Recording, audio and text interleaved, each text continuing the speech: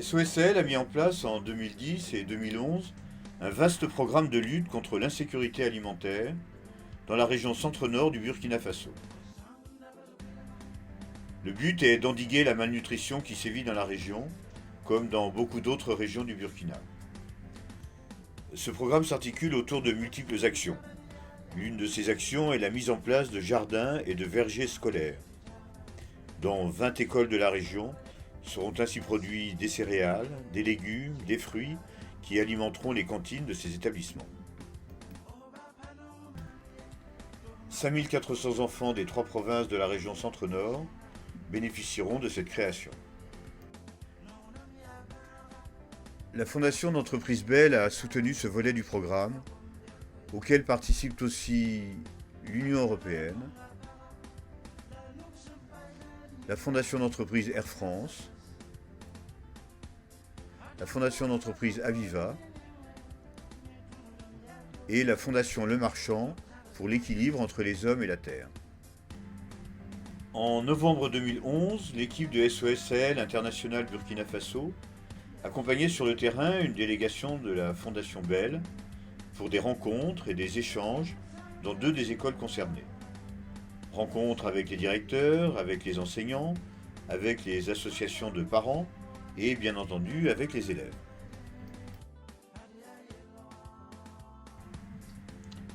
À Ouagadougou, au siège de SOSL International Burkina Faso, Robert Sawadogo, coordinateur du projet, nous en présente les grandes lignes.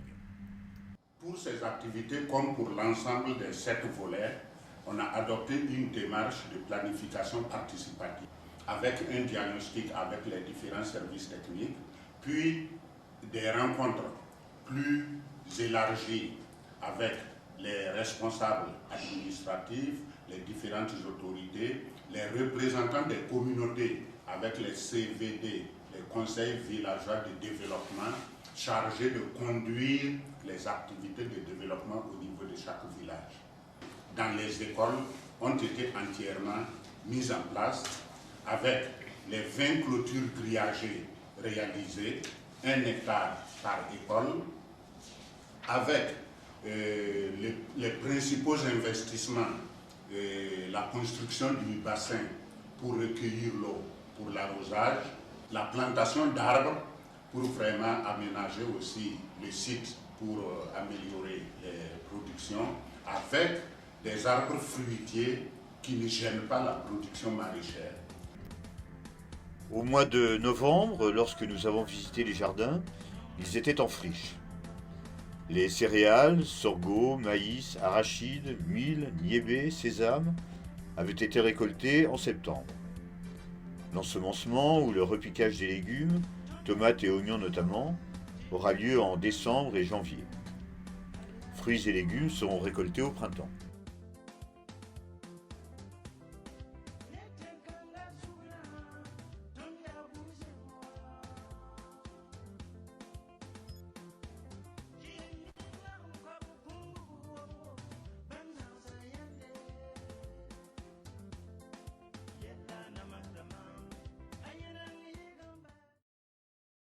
Nous avons reçu d'importants matériels qui a permis aux parents de nous aider à l'exploitation du champ et du jardin scolaire. Nous pouvons citer entre autres des brouettes, un jardin bien clôturé avec du grillage, des arrosoirs, des pioches, etc. Nous avons reçu une formation de 2 jours sur les techniques de la conservation et de la production des spéculations du maraîchage. La campagne précédente, nous avons récolté 180 plats de niébé, soit 540 kg, et 200 plats de maïs, soit 600 kg. Contrairement à cette saison, dont la nature n'a pas été généreuse, nous n'avons eu que 42 plats de niébé, soit 126 kg, et 0 kg en maïs. Recevez, messieurs les représentants, nos vifs remerciements. À une centaine de mètres de l'école, à proximité d'un lac de barrage, nous allons voir la pépinière où poussent les plants qui seront repiqués dans le jardin. Ce sont les parents d'élèves qui, aidés par les enfants, s'occupent de la pépinière, comme ils s'occuperont plus tard du jardin lui-même. L'année dernière, vous avez donc récolté combien de volumes de... On a récolté 540 kg de niébé et 600 kg de maïs. Et ça a permis de nourrir les enfants pendant combien de jours? Pendant 4 mois. Pendant 4 mois, oui. Tous les jours. Oui, tous les jours. C'est maintenant l'heure du déjeuner. Opération lavage de mains, avant que les enfants de chaque classe aillent à tour de rôle récupérer leur bol devant la cuisine. Au menu, riz et niébé, une sorte de haricot, assaisonné d'huile d'arachide. Au printemps, cette nourriture de base pourra être complétée et agrémentée avec les légumes et avec les fruits du jardin.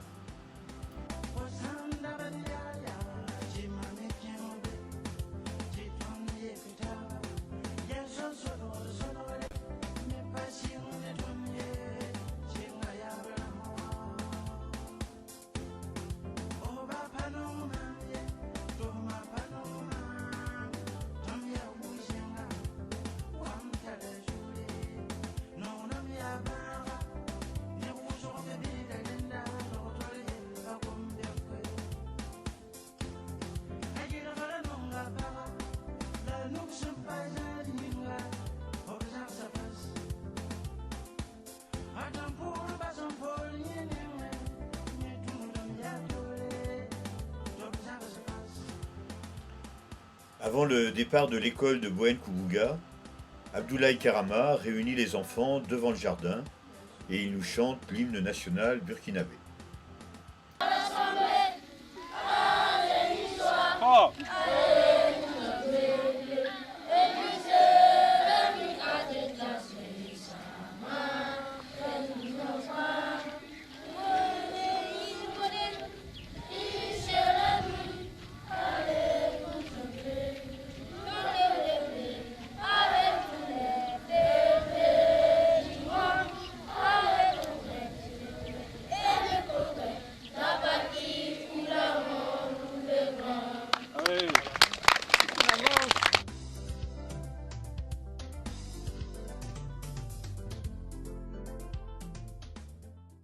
Je souhaite la bienvenue chez nous.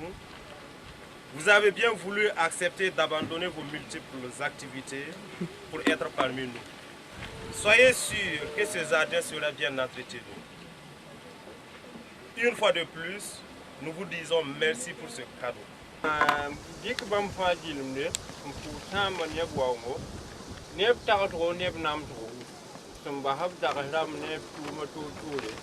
Ils disent que le jardin est effectivement le bienvenu dans leur village ici et ça a déjà profité les élèves.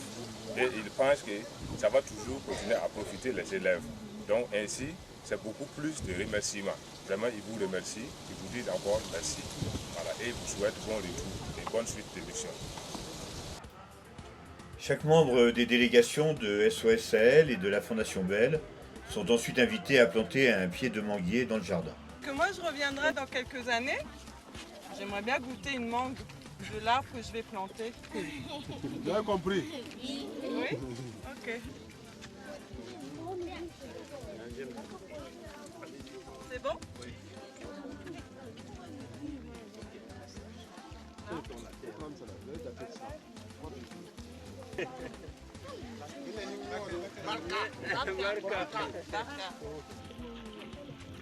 C'est comme ça les enfants qu'il faut faire? C'est comme ça? C'est bon là? Encore? Ah oui, encore? C'est encore? Faut continuer? Ok.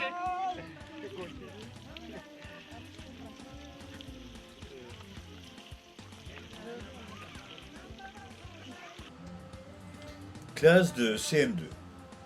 L'instituteur fait un cours sur la fabrication d'une pépinière et sur l'ensemencement.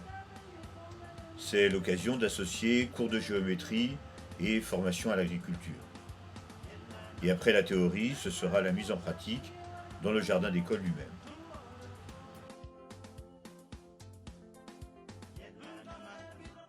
On arrose pour que la terre soit mou. Après cela, on mélange avec du compost ou bien du fumier bien décomposé.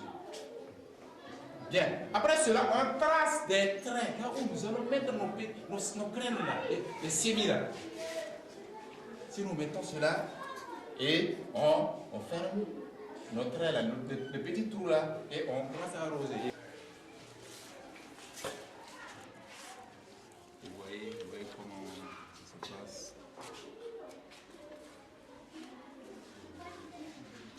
Voilà, on regarde rapidement et on passe au bout suivant. Déjà choisi la surface rectangulaire et qui mesure 7 à 8 mètres que on a préparé. Après avoir arrosé, on a bien broyé la terre, mélangé avec du compost ou du fumier bien décomposé. Après avoir creusé, on a arrosé avec de l'eau tiède de 90 degrés. Après avoir tracé les lignes verticales, on met les semis. Réellement, actuellement là, chaque enfant a son arbre qui n'entretient. Chaque jour. Même aujourd'hui, vous avez remarqué que les arbres sont arrosés. Il y a toujours de l'eau même là-bas. Et c'est chaque jour qu'ils font. Même le jeudi, ils viennent le jeudi pour le faire. Oui, même les jeudis. Ça, c'est le petit mil. On a ça.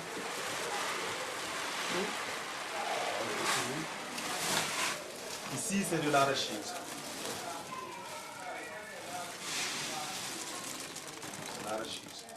Ça aussi, c'est le sorgho. Le sorgho, c'est ça aussi qui est là aussi. Ça, c'est le pois de terre. Le pois de terre. Voilà. Ici, c'est du sésame. Ça, avec la saison là, on n'a pas trop eu. Hein. Oh, ouais. Du sésame. Du sésame. C'est quoi le pain sésame là? Ah. Tout ce qu'on vient de voir, Voilà. c'est ce qu'on a pu récolter dans le jardin et puis venir maintenant mettre ici pour pouvoir maintenant alimenter maintenant la ration, quoi, la cuisine. Voilà, et tout le reste des gros sacs fermés, c'est une dotation que vous avez reçue. Voilà, tous ces gros sacs fermés là, c'est une dotation qu'on a reçue. De la part du gouvernement. Voilà, de la part du gouvernement. Avant de quitter l'école de Sagouem, Salifou Adréogo fait le point avec le comité de gestion du jardin de l'école. Ce comité comprend 10 membres, des représentants des associations des parents d'élèves et des mères éducatrices, des enseignants et des élèves. Il est chargé de veiller à la bonne gestion quotidienne du jardin et de s'assurer de la pérennité des actions. L'objectif est en effet que les communautés bénéficiaires des projets les poursuivent et soient autonomes à l'issue de l'appui apporté par SOS Sahel et par ses partenaires.